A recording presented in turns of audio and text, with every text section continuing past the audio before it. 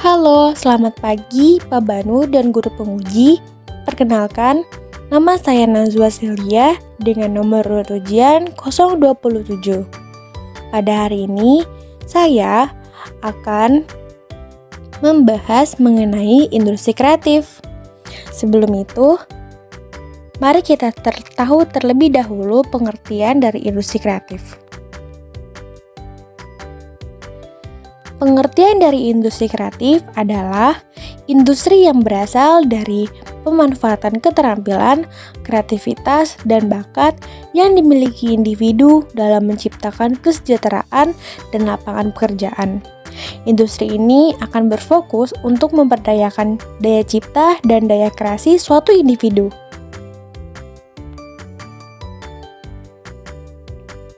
Sebelum itu, lebih singkatnya, industri kreatif adalah proses menciptakan produk atau jasa menggunakan kreativitas, keterampilan, dan bakat.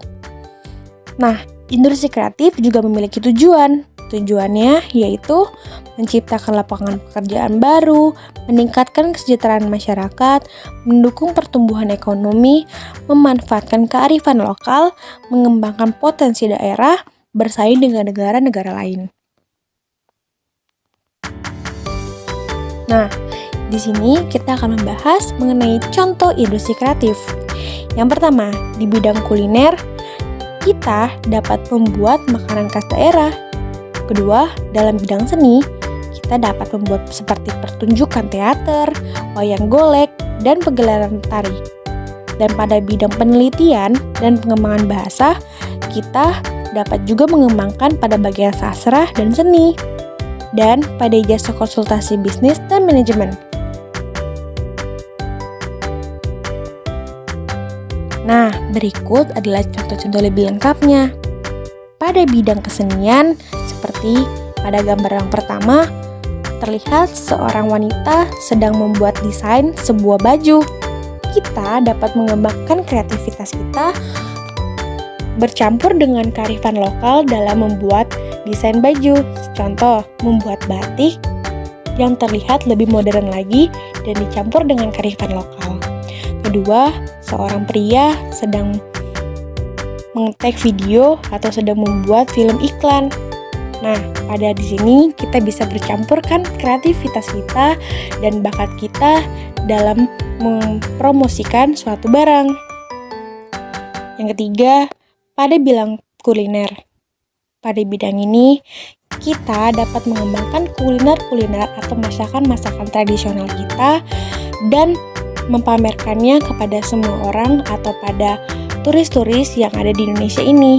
Seperti yang kita tahu, banyak sekali makanan daerah di Indonesia yang belum dikenal oleh masyarakat setempat ataupun masyarakat luar negeri. Yang keempat, gambar orang sedang melukis. Pada gambar tersebut, kita juga dapat menaruh seni pada gambar tersebut atau melukis seni. Selanjutnya, industri kreatif juga mempunyai manfaat. Yang pertama, pemanfaatan kreatif lokal, mengembangkan potensi daerah, meningkatkan daya asing industri kreatif, menciptakan kemandirian, kewirausahaan, dan kebersamaan, mewujudkan kebijakan publik yang transparan, akuntabel, dan berkeadilan. Selanjutnya, menyelenggarakan perencanaan, pelaksanaan, pengendalian, dan pengawasan secara terpadu.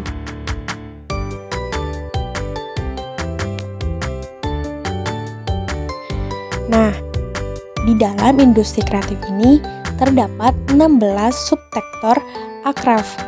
Nah, 16 subsektor akraf antara lain ada arsitektur, desain interior, di kafe, desain produk juga ada, film animasi video, fotografi, kriya, kuliner, musik, fashion, app games, penerbitan, periklanan, TV dan radio, seni pertunjukan, dan seni rupa.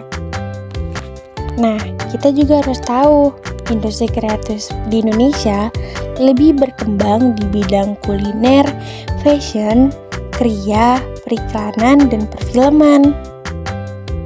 Nah, pada kuliner terdapat pembuatan, produksi, dan distribusi makanan khas daerah. Pada kriya, seni kriya yang merupakan ciri khas bangsa Indonesia, dan pada fashion, industri pada dominan dan berkontribusi besar terhadap PDB. Dan pada bidang periklanan, industri yang membutuhkan teknologi maju untuk terus ditingkatkan. Pada bidang perfilman, proses yang panjang dimulai dari menentukan ide, menciptakan alur cerita, menulis skenario, pemilihan pemeran, rekaman, penyuntingan, hingga diputar pada penonton.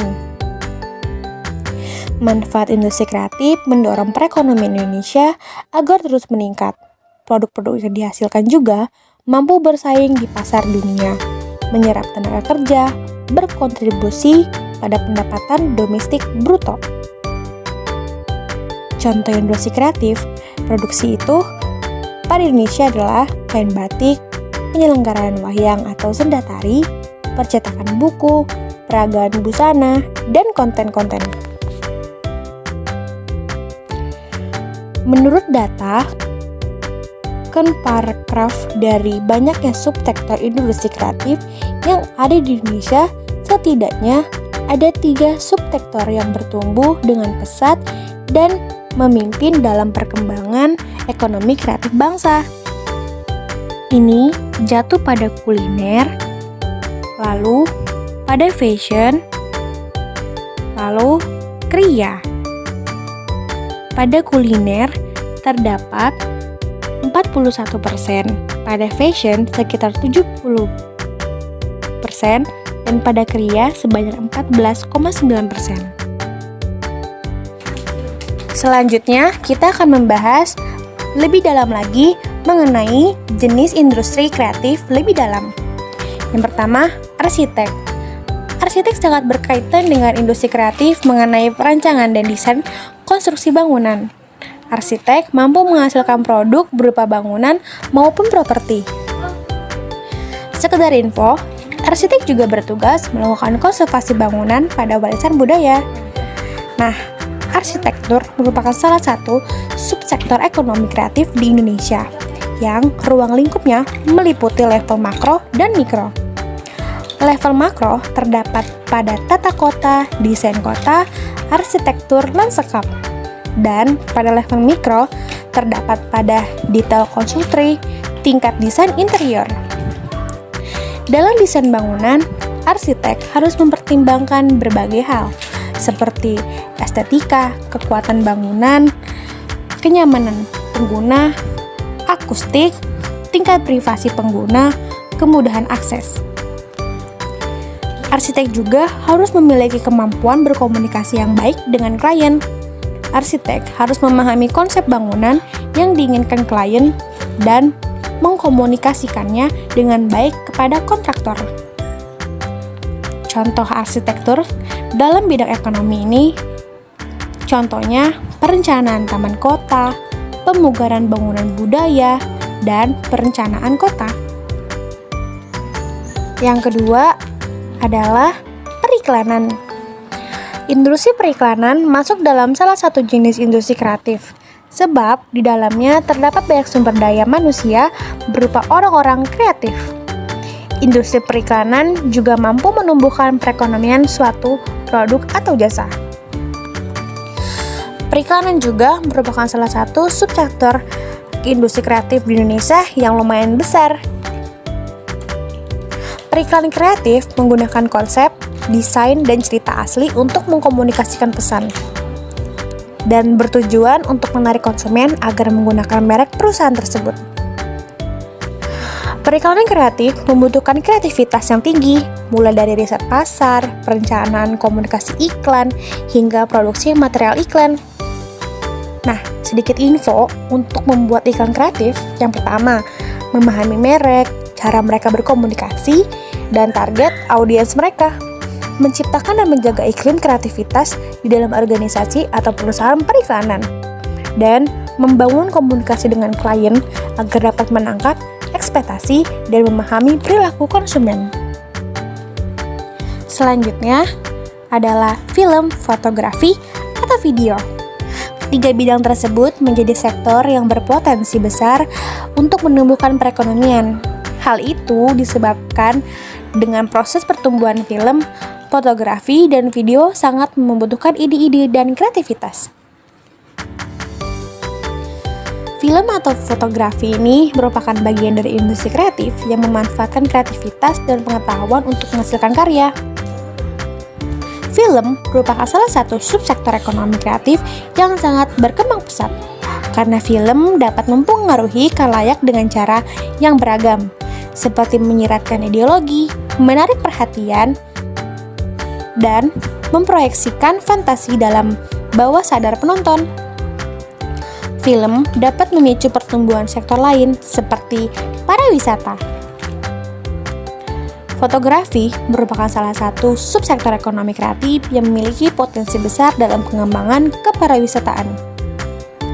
Karena di dalam ini digunakan untuk menyampaikan pesan-pesan penting tentang isu-isu sosial, budaya, dan lingkungan. Fotografi memiliki peran sentral dalam keberlangsungan sektor ekonomi kreatif. Selanjutnya, kita akan membahas pada bidang musik. Sektor musik juga memiliki keterkaitan dengan industri kreatif, karena para pegiat seni memiliki wadah untuk mengekspresikan perasaannya. Apalagi di saat proses komposisi musik juga membutuhkan ide dan kreativitas dari seseorang atau kelompok. Musik merupakan subsektor industri kreatif yang mencangkup kegiatan komposisi, penulisan, penciptaan, produksi, dan pemasaran karya musik. Musik dapat menjadi sarana untuk melestarikan budaya lokal. Musik dapat menjadi soft power yang mendorong kemajuan peradaban bangsa. Musik juga dapat menjadi bahasa yang universal bagi manusia. Contoh industri kreatif di bidang musik, contohnya adalah pertunjukan seni musik tradisional, pertunjukan musikalisasi puisi, kolaborasi musik tradisional dengan genre musik lain, festival musik lokal. Dalam mengembangkan industri kreatif musik, ada beberapa upaya yang harus dilakukan. Yang pertama, melakukan pendampingan penciptaan dan pemanfaatan produk kreatif, mendorong musik khas Indonesia agar diusulkan pencatatannya sebagai warisan budaya tak benda, memberikan pelatihan musik yang berkualitas kepada generasi muda dan musisi lokal, menyelenggarakan kursus atau workshop tentang produksi musik, pemasaran digital, dan lain-lain. Nah, itu dia nih beberapa informasi mengenai industri kreatif. Bagaimana sih caranya mengembangkan industri kreatif di kalangan pelajar seperti kita? Apalagi kita ini sudah beranjak dewasa dan kita pastinya sudah mengenal beberapa budaya lokal maupun budaya-budaya nasional di negeri kita. Yang pertama, mengembangkan kreativitas dan inovasi. Yang kedua, membentuk kemampuan kreatif dan inovatif. Yang ketiga, mengembangkan jiwa entrepreneurship. Yang keempat, belajar dari orang kreatif atau mendapatkan inovasi dari orang lain. Nah, dari kesimpulan semuanya, kita dapatkan beberapa kesimpulan. Yang pertama, industri kreatif dapat membuka lapangan pekerjaan dari berbagai wilayah. Dapat juga menyumbang pendapatan nasional dan pendapatan daerah. Industri kreatif juga dapat meningkatkan peminatan pasar.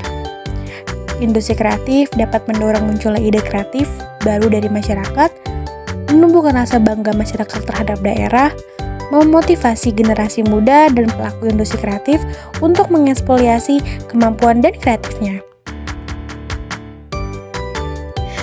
Sekian dari penjelasan saya pada hari ini. Mohon maaf jika ada salah kata dan ada salah penyebutan dalam menjelaskan mengenai industri kreatif. Saya Nazwa Celia mengucapkan terima kasih.